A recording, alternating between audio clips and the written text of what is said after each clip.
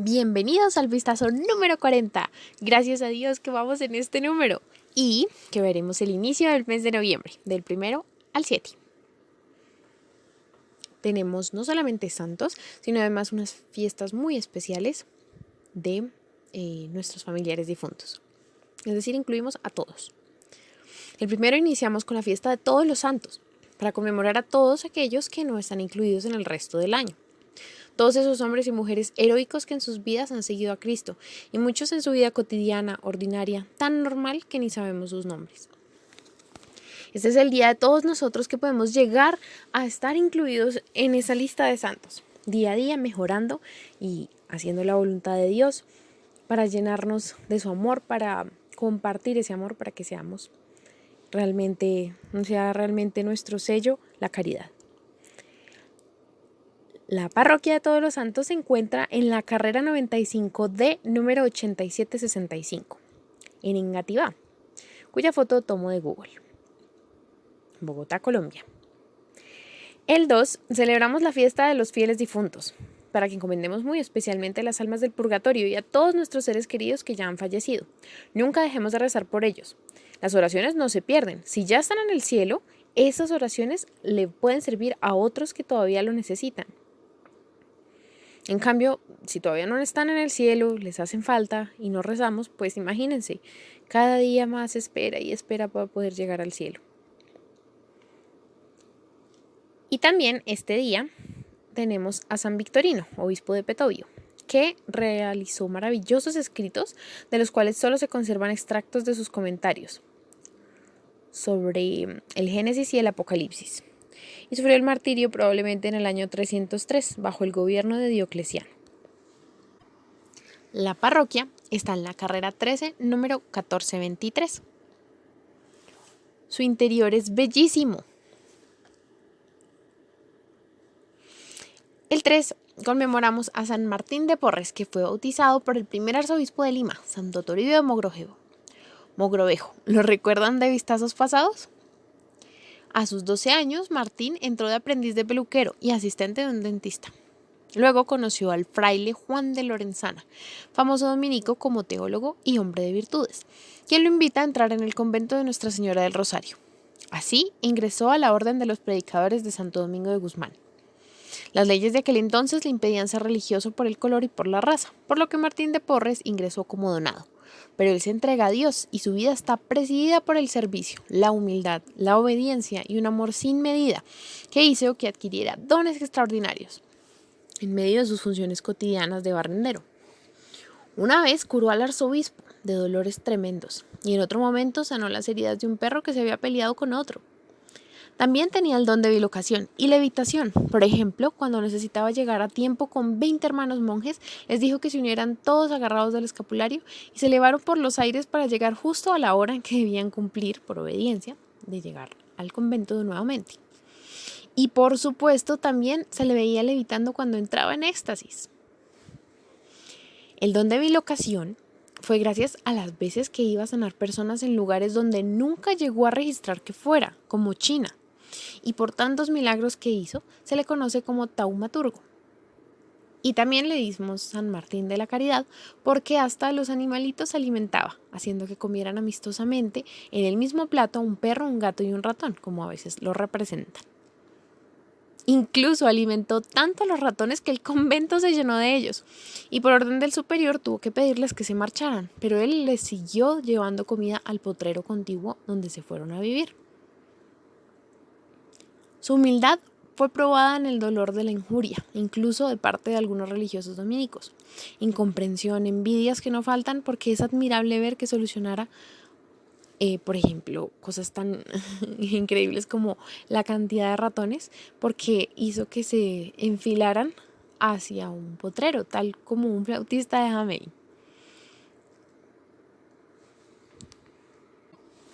Otro don que tuvo fue el de la profecía. Por esa unión tan santa con Dios, pudo tener como algo de esa visión de pasado, presente y futuro, tal como veremos en el cielo.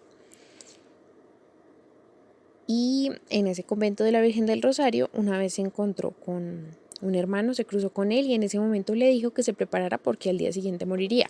Uno lo veía, pues ese hermano estaba completamente sano, no tenía, digamos, lógica lo que San Martín le estaba diciendo, pero él le creyó a San Martín y preparó su alma. Y lo increíble es que efectivamente cayó en cama y murió santamente gracias a su recomendación. Cuando vio que se acercaba el momento feliz de ir a gozar de la presencia de Dios, pidió a los religiosos que le rodearan para reunirse a rezar el credo. Mientras lo cantaban, entregó su alma a Dios. Era el 3 de noviembre de 1639. Su muerte causó profunda conmoción en toda la ciudad, incluso el virrey estaba muy triste porque San Martín era el que le daba buenos consejos. Además fue el hermano y enfermero de todos, especialmente de los más pobres. Todos querían una reliquia. Su culto se ha extendido prodigiosamente. Gregorio XVI lo declaró beato en 1837 y fue canonizado por Juan XXIII en 1962. La parroquia se encuentra en la calle 63A, número 28A15. El 4, recordamos a San Carlos Borromeo. Era el segundo de los varones entre los 6 hijos de una familia que nació en el castillo de Arona, junto al lago Maggiore, el 2 de octubre de 1538. Después de estudiar latín en Milán, el joven se trasladó a la Universidad de Pavia, donde lo consideraban lento porque tenía cierta dificultad de palabra y su inteligencia no era deslumbrante. A los 22 años, cuando sus padres ya habían muerto, obtuvo el grado de doctor. Enseguida retornó a Milán, donde recibió la noticia que su tío, el cardenal de Medici, había sido elegido papa en el cónclave de 1559, a raíz de la muerte de Pablo IV. A principios de 1560, el nuevo papa hizo a su sobrino cardenal diácono y el 8 de febrero le nombró administrador de la sede vacante de Milán. Pero en vez de dejarle partir, le retuvo en Roma y le confió numerosos cargos. San Carlos tuvo el mérito de saber comprobar la vanidad de la abundancia al vivir en ella, y gracias a eso su corazón se despegó cada vez más de las cosas terrenas.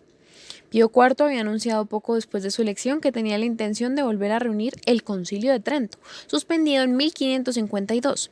San Carlos empleó toda su influencia y energía para que el pontífice llevase a cabo su proyecto, a pesar de que las circunstancias políticas y eclesiásticas eran muy adversas. Los esfuerzos del cardenal tuvieron éxito y el concilio volvió a reunirse en enero de 1562, imagínense, 10 años después.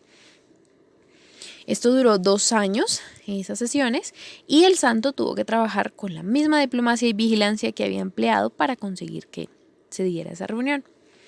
La orden religiosa de los Umiliati, que contaba ya con muy pocos miembros, pero poseía aún muchos monasterios y tierras, se había sometido a las medidas reformadoras del arzobispo, pero estaban totalmente corrompidos y su sumisión había sido aparente. En efecto, intentaron por todos los medios conseguir que el Papa anulara las disposiciones de San Carlos y, al fracasar en sus intentos, 3 priores de la orden tramaron un complot para asesinar a San Carlos. Un sacerdote llamado Jerónimo Donati Farina aceptó hacer el intento de matar al santo por 20 monedas de oro. Se obtuvo esa suma con la venta de los ornamentos de una iglesia. Qué tristeza. El 26 de octubre de 1569 Farina se apostó a la puerta de la capilla de la casa de San Carlos, en tanto que éste rezaba las oraciones de la noche con los suyos. Los presentes cantaban un himno de Orlando Di Lasso y precisamente en el momento en que entonaban las palabras «Ya es tiempo que vuelva aquel a quien me envió», el asesino descargó su pistola contra el santo. Farina consiguió escapar en el tumulto que se produjo, en tanto que San Carlos, pensando que estaba herido de muerte, encomendaba su vida a Dios, pero en realidad la bala solo había tocado sus ropas y su manto cardenalicio había caído al suelo, pero el santo estaba ileso. Después de una solemne procesión de acción de gracias, San Carlos se retiró unos días a un monasterio de Cartuja para consagrar nuevamente su vida a Dios. Al salir de su retiro visitó otra vez los 3 valles de los Alpes y aprovechó la oportunidad para recorrer también los cantones suizos católicos, donde convirtió a cierto número de suilianos y restauró la disciplina en los monasterios. La cosecha de aquel año se perdió y el siguiente Milán atravesó por un periodo de carestía. San Carlos pidió ayuda para procurar alimentos a los necesitados y durante 3 meses dio de comer diariamente a 3.000 pobres con su propia renta. San Carlos reunió 5 sínodos provinciales y 11 diocesanos. Era infatigable en la visita a las parroquias.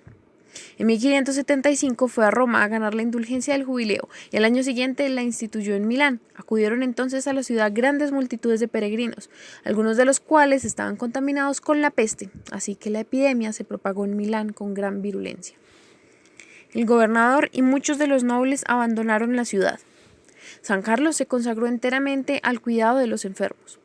Como su clero no fue suficientemente numeroso para asistir a las víctimas, reunió a los superiores de las comunidades religiosas y les pidió ayuda.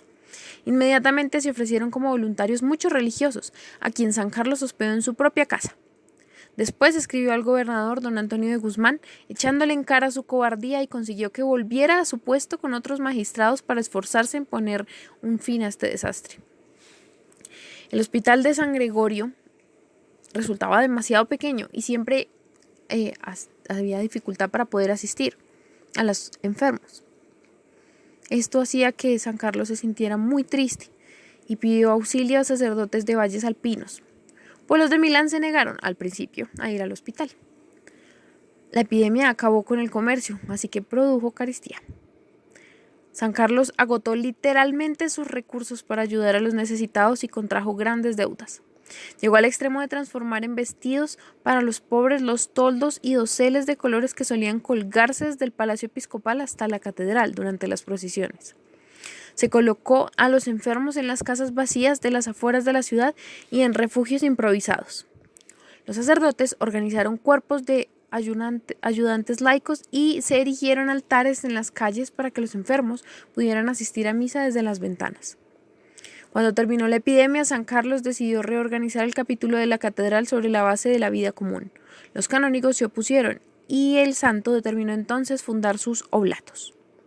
En la primavera de 1580 hospedó durante una semana a una docena de jóvenes ingleses que iban de paso hacia la misión de Inglaterra. Uno de ellos predicó ante él era el beato Rodolfo Sherwin, quien 1 año y medio más tarde había de morir por la fe en Londres. Poco después, San Carlos le dio la primera comunión a Luis Gonzaga, ¿recuerdan? Tenía entonces 12 años. En el año de 1584 decayó más la salud del santo. Después de fundar en Milán una casa de convalecencia, San Carlos partió en octubre a Montevarallo para hacer su retiro anual. El 24 de octubre se sintió enfermo y el 29 del mismo mes partió de regreso a Milán, a donde llegó el Día de los Fieles Difuntos. La víspera había celebrado su última misa en Arona, su ciudad natal. Solo tenía 46 años. San Carlos fue oficialmente canonizado por Paulo V el 1 de noviembre de 1610. La parroquia está en la carrera 77C, número 5730, con un súper diseño. Y este es su precioso interior.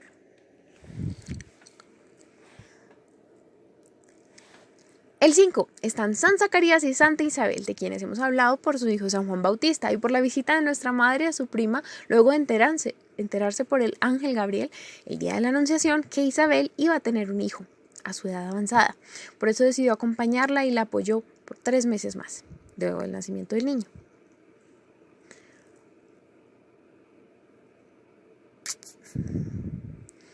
Isabel realmente se dio cuenta cómo Dios la había querido y le había quitado esa humillación que había tenido por no haber podido tener hijos. Decía, Dios se ha acordado de mí.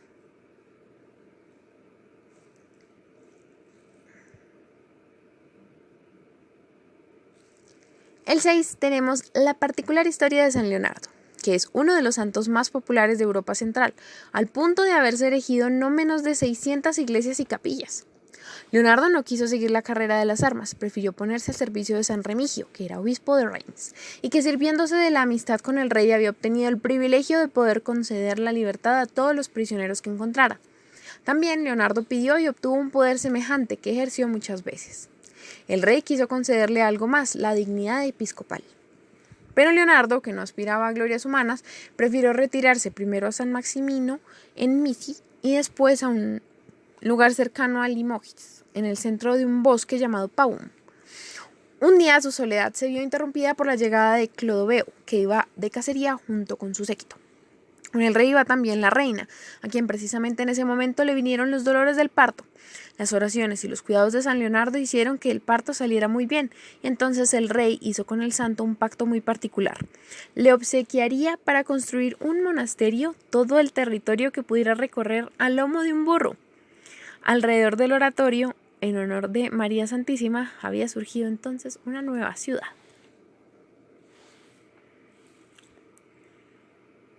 El 7 terminamos con San Engelberto Mártir. En 1217 fue nombrado arzobispo de Colonia. La diócesis estaba completamente arruinada por las luchas políticas y religiosas, pero San Engelberto poseía cualidades humanas que lo hacían apto para la tarea que le esperaba. Un juicio claro, un gran deseo de justicia, una voluntad fuerte y una presencia que imponía respeto. El santo recibió generosamente a los frailes menores y dominicos, a quienes alentó para que se estableciesen en sus dominios. Convocó varios sínodos en sus diócesis para mantener la disciplina en el clero secular y regular. El santo desempeñó con vigor y energía y supo ganarse el respeto de todos, pero al mismo tiempo la mano firme y justa con que gobernó le creó muchos enemigos. Uno de ellos fue su primo Federico de Isenberg, administrador de las religiosas de Essen, quien tramó una conspiración para asesinarlo debido a los reproches que San Engelberto le había dirigido a causa de sus abusos y malos manejos administrativos. El 7 de noviembre de 1225 el santo partió de Soest a Schwerin con una escolta insuficiente y Federico y otros nobles cayeron sobre él con 100 soldados y lo asesinaron. Muchas gracias por iniciar los 40 y el mes de noviembre con este vistazo. Dios los bendiga por montones.